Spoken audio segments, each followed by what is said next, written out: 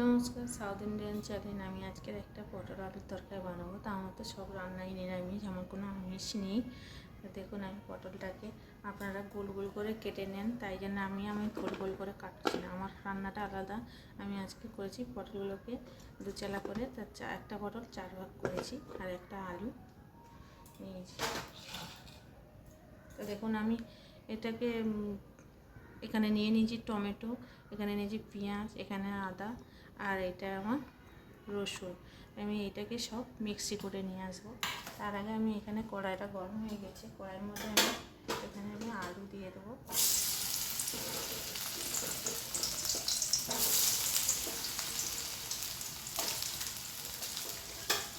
এইগুলো আমি সব ভেজে নেবো আস্তে আস্তে করে।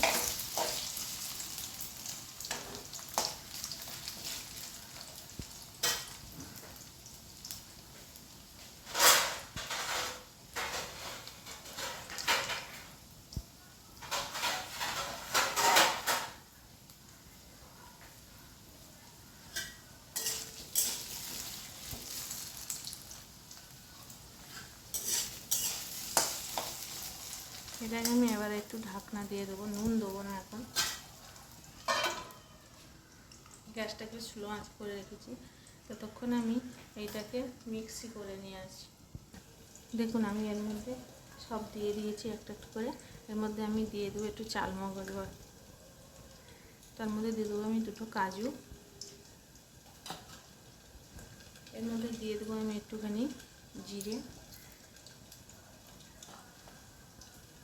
এরকম দিয়ে দিয়েছি 1 চামচ মতন জিরে, আর দিয়ে দেবো আমি 1 চামচ মতন সর্ষে দিয়ে এইটাকে আমি এবারে পেস্ট করে আনবো।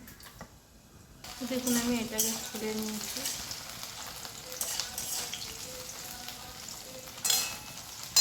আমি কিন্তু টমেটো পেঁয়াজ যা দিয়েছি সব পেস্ট করে এনেছি।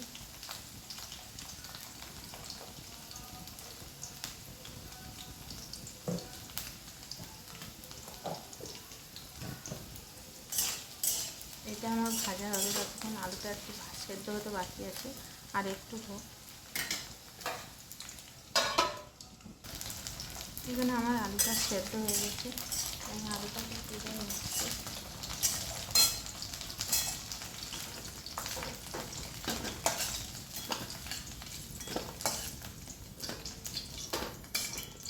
আমি পটলগুলো ভেজে নেব। আলু পটলটা একসঙ্গে ভাজলেও হতো, আমি ভাজলাম না। আলুটা একটু দেরি করে হয়, পটলটা তাড়াতাড়ি হয়ে যায়, তাই জন্য আমি পটলটাকে লাস্টে দিলাম।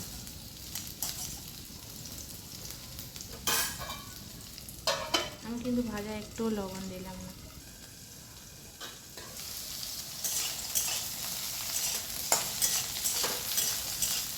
দেখুন পটলটা কত সুন্দর ভাজা হচ্ছে। তবে গ্লাসটা জোরে দিইনি, আস্তে আস্তে দিয়েছি। আমি কিন্তু নুনও দিইনি এখন। আমি এবারে ঢাকা দিয়ে দেবো। দেখুন, আমার পটলটা মনে হচ্ছে ভালোভাবে হয়ে গেছে। আমি কিন্তু খুব কড়া করে ভাজিনি, হালকা হালকা ভেজেছি। এবার আমি এর মধ্যে একটু নুন, হালকা করে একটু লবণ ছড়িয়ে দেবো।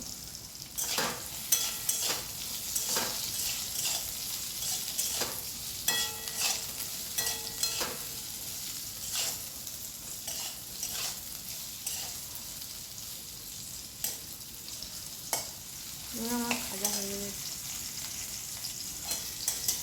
আলুও সেদ্ধ হয়ে গেছে, পটলও হয়ে গেছে। এবার আমি নামাবো এটাকে।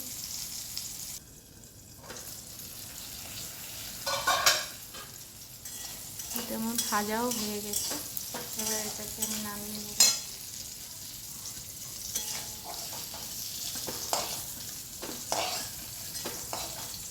পটলটাকে আমি খুব লাল করে ভাজলাম না, যে পটলটা কাটা তেলা করা আছে মাঝখান দিয়ে, তাই জন্য আমি লাল করে ভাজলাম না। আর এটাকে এইভাবেই ভাজতে হবে।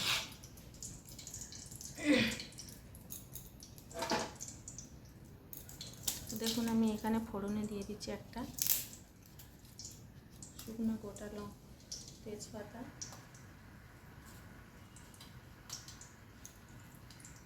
দিয়ে দিচ্ছি আমি একটু জিরে, আর এখানে দিয়ে দিচ্ছি একটা এলাচ আর একটুখানি সামান্য দারচিনি।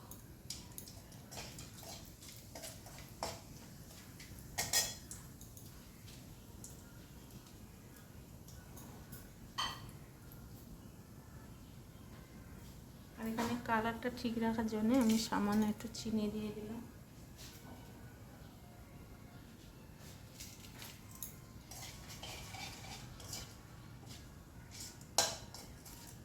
গ্যাসটা কিন্তু আমার স্লো আঁচেই আছে, গ্যাসটাকে আমি বাড়াইনি। আপনারা চাইলে এখানে কাঁচা লঙ্কাও দিতে পারেন, আমি একটা শুকনো লঙ্কার হাফ দিয়ে দিলাম।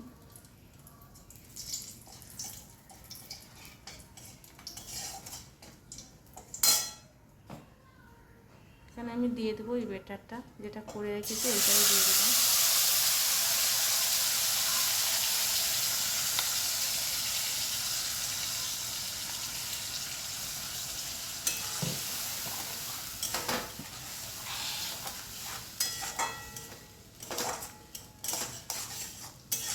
গ্যাসটা আমার এখনও স্লো করা আছে, এবারে আমি গ্যাসটাকে আস্তে করে বাড়িয়ে দেবো।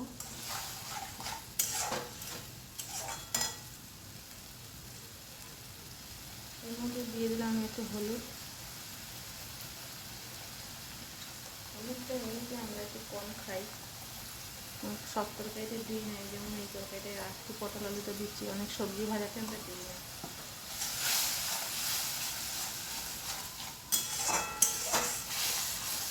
মশলাটা ততক্ষণ কষতে থাকুক, কারণ মশলা থেকে তেল বার হবে, তারপরে আমি সবজিগুলো এর মধ্যে অ্যাড করব।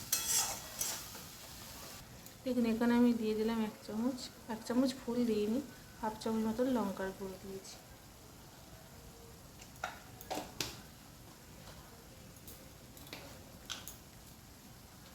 এখানে দিয়ে দেবো আমি একটুখানি সামান্য হিং। এই দেখুন এইটুকটা হিং দিয়ে দিলাম। হিংটার প্রচুর তীব্র সেন্ট, তাই জন্য আমি সামান্য একটু দিয়ে দিলাম।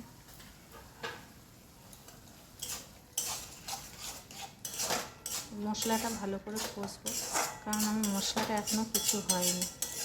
কষতে কষতে এর মধ্যে থেকে তেল ছাড়বে, তখন আমি পটলগুলো দেবো। দেখুন মশলাটা কষতে কষতে কিন্তু তেল বার হয়েছে, তার মধ্যে আমি দিয়ে দেবো 1 চামচ ঘি।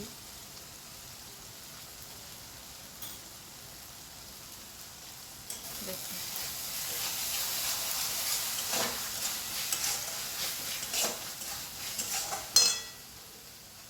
দেখুন এর থেকে কিন্তু তেল বার হয়ে গেছে, মশলাটা কত সুন্দর কষানো হয়েছে। দেখুন কত সুন্দর হয়েছে। সামান্য একটু জল দিলাম আমি।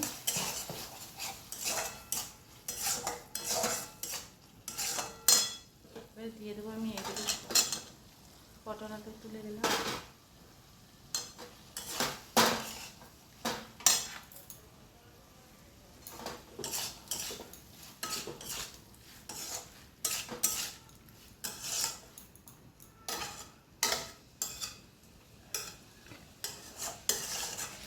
এর মধ্যে আমি খুব একটা বেশি জল দেবো না, কষা কষা মতন হবে।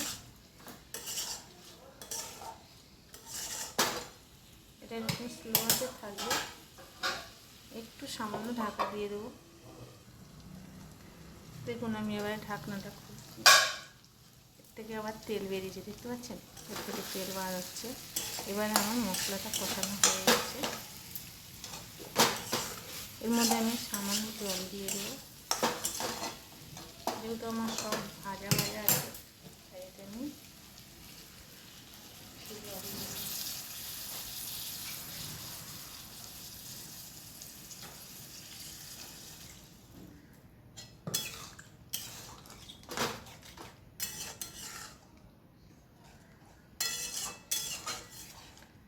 দেখুন আপনারা চাইলে এই মশলাগুলো ছিলেও বাড়তে পারেন, ছিলে বাড়লে আরও ভালো হবে।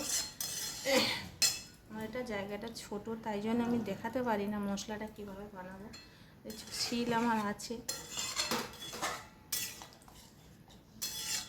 এটা আবার একটুখানি ফুটে গেলে আমি আবার এটাকে নামিয়ে নেবো। এটা আমার সবই তো সেদ্ধ, এটাকে ততক্ষণ একটুখানি ফুটুক। এর মধ্যে দিয়ে দেবো আমি একটা কাঁচা লঙ্কা, কারণ ঝালটা লঙ্কাটা খুব একটা ঝাল না, এটা কাঁচা লঙ্কা দিয়ে দিলাম। আপনার চাইলে কাঁচা লঙ্কাটাকে চিড়েও দিতে পারেন, গোটাও ফেলে দিতে পারেন।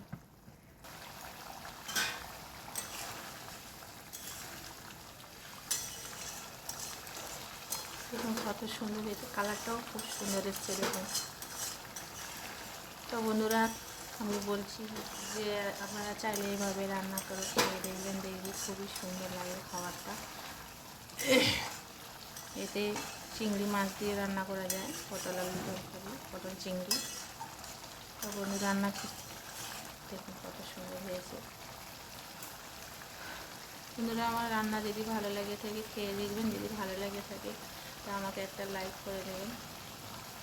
দেখুন বন্ধুরা আমার রান্নাটা হয়ে গেছে, দেখুন কত সুন্দর হয়েছে, খুব কিন্তু ঝোল নেই, এটা আবার বসে যাবে। এবার আমি এটাকে ঢালবো। বন্ধুরা দেখুন কত সুন্দর হয়েছে রান্নাটা। আপনারা চাইলে এইভাবে বানিয়ে খেয়ে দেখবেন, দেখবে কত সুন্দর লাগবে রেসিপিটা। দেখুন কত শুকনো শুকনো করেছি তরকারিটাকে। তা বন্ধুরা ভালো যদি তরকারি রান্না যদি খেয়ে দেখবেন, দেখি যদি ভালো লাগে তা একটা লাইক করে দেবেন। টাটা বন্ধুরা।